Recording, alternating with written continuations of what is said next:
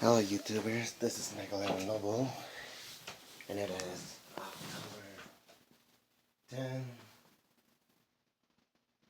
9:37 p.m.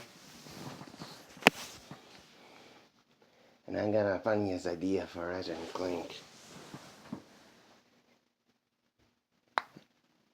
Thing that it is funny to me, but it might not be funny to you, but imagine, well, would you go for doing a first world break? No, thanks to the dimensionator, he'd be running around. Insomniac and Sony. Even if he is screaming, well, he's at it.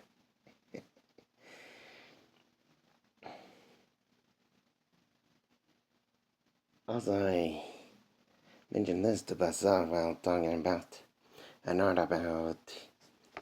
arcade game with an automated driving car, which I think it might be cheating video game. I mean, doing things automatically. Anyway, it gave me an idea. Bentley should install a remote control system to the Cooper van. Should Bentley do it remotely, or should Mary do it with the remote control? So what do you think of those ideas?